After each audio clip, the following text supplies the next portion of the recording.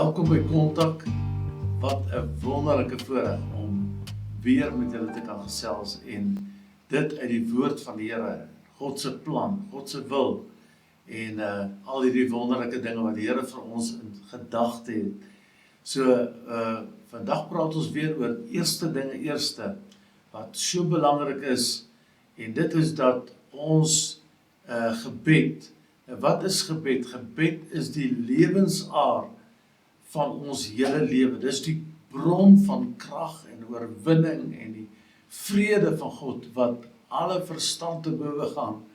En ek wil jou vandag bemoedig om regtig tyd te spandeer in gebed. Nou, wanneer ons praat oor eerste dinge eerste, wil ek graag vir jou sê dat God gebed verander nie God se hart oor ons nie, want hy het alles reeds vir ons gegee.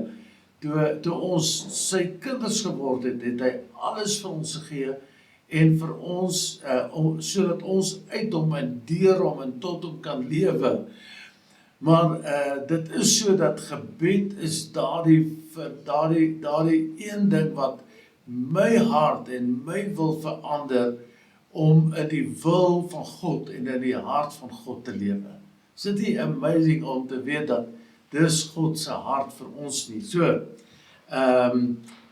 gebed verander my hart, dit verander my lewe, my wil.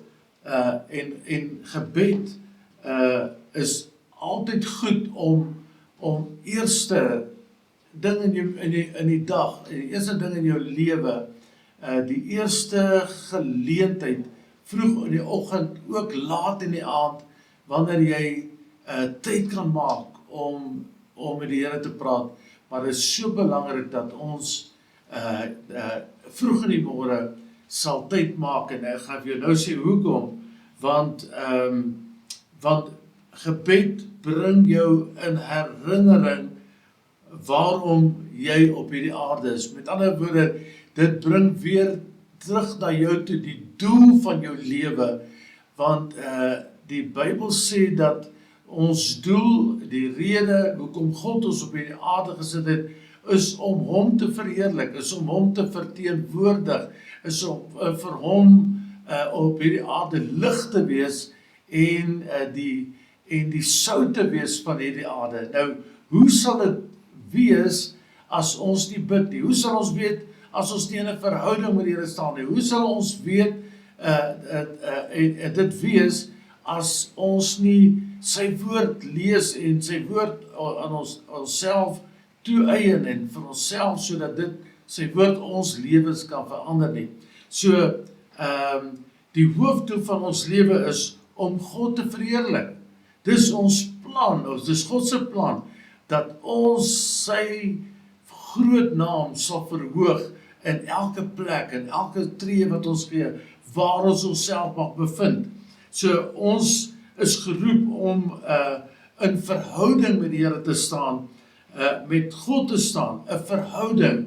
Dis iets wat jy, wanneer jy 'n verhouding vir jou iets stel, dan maak jy tyd. Wanneer iemand vir jou belangrik is, dan maak jy tyd om met hierdie persoon tyd te spandeer. En hierdie is ook vir ons so belangrik, dat ons deur ons gebedslewe, ons verhouding met die Here sal verbeter, want na alles is dit God wat ons verhouding in stand hou, maar wanneer ons nie met hom praat nie, is dit vir hom so, asof ons nie belangstel in sy hart en sy plan vir ons lewens nie.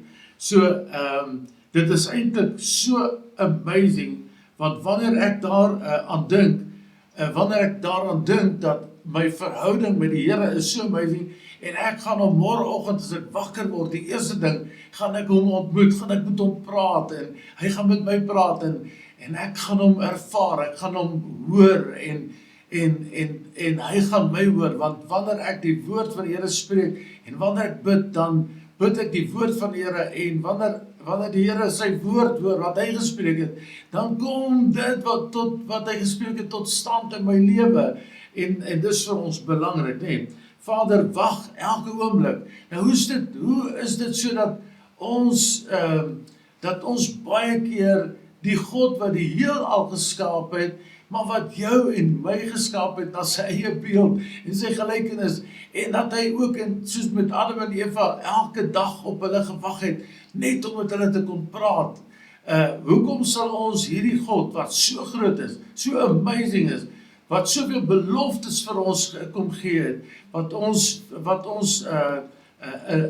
ons vashou, wat vir ons die lewe gee, hoe sal ons dan nou hierdie tyd verspil deur ander goede te doen, behalwe om te bid en die aangesig van die Here te soek. So, elke oomblik, wanneer ons dit kan weet. Nou, hoor gemooi, Psalm 100 vers 1 tot 5 sê, hy sê, juig voor die Here oor ganse aarde, dien die Here met blydskap, kom voor sy aangesig met 'n gejubel. Erken dat die Here God is en hy ons gemaak het om syne te wees. Hy sê sy volk en die skape van sy weide. Hy sê gaan sy poorte in met lof en sy voorhoewe met lofgesang. Loof hom, prys sy naam, want die Here is goed. Sy goedertierenheid is tot in ewigheid en sy trou is van geslag tot geslag. Wat 'n voorreg om so 'n God te kan dien. Net nog 'n laaste woord wat ek vir jou wil lees is in Psalm 16. Hy sê die volgende. Hy sê die Here is my deel van my erfenis en van my beker. U onderhou my lot. Hy sê die meetsnoere van die Here het vir my in lieflike plekke geval. Ja, my erfenis is vir my mooi. Dit wat ek van God geërf het, dit wat ek van God gekry het, is vir my mooi, is vir my goed. En gebed is hierdie wonderlike verhouding wat my in stand hou met die Here.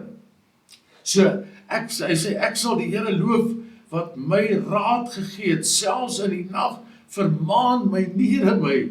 Ek stel die Here altyd deur voor my, omdat hy aan my regterhand is, sal ek nie wankel nie. Ek wil vandag vir jou sê dat, weet jy wat die Bybel sê, God sorg vir ons.